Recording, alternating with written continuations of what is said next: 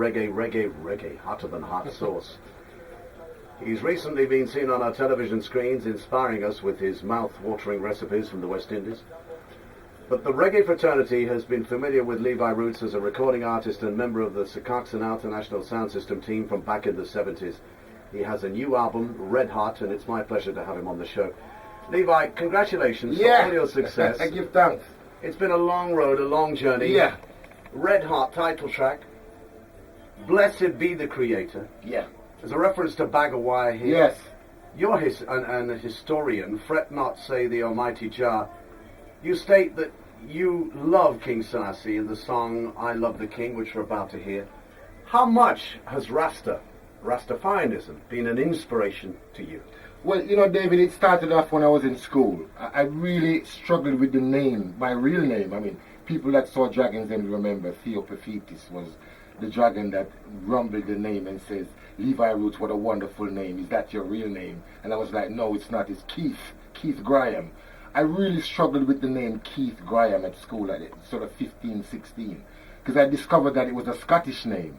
So constantly looking in the mirror and thinking that, Lord of mercy, I just don't really look Scottish. You know what I mean? Where is the red hair? And I wouldn't feel comfortable in a kilt.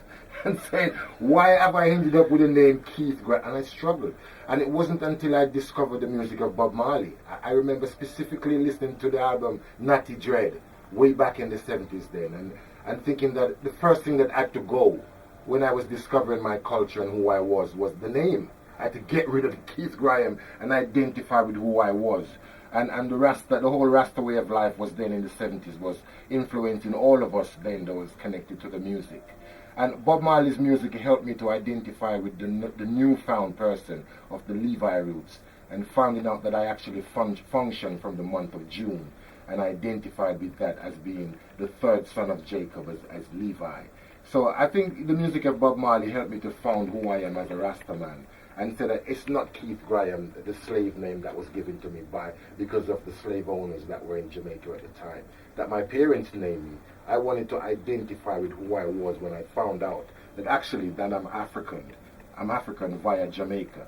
And it was reggae music that taught me that. It wasn't the history books that I was reading at school at the time. It was the music of Bob Marley and Burning Spear and all these people that was coming out of Jamaica. There's a very, very moving sequence in this new movie made in Jamaica where Third World are in an old plantation house deep in the heartland of Jamaica, and the sun is setting, and they're sitting in one of the big rooms, and they say to each other, because 400 years ago we wouldn't have been in this room unless we'd been summoned. We'd be down there in the bushes, yes, in our captivity. Absolutely. And then they do a truly moving version of Do You Remember the Days of Slavery? Winston Rodney Burning Spear. And of course, as you said, it's the universal message of reggae, and it's spoken and still speaks volumes for people around the world who are oppressed.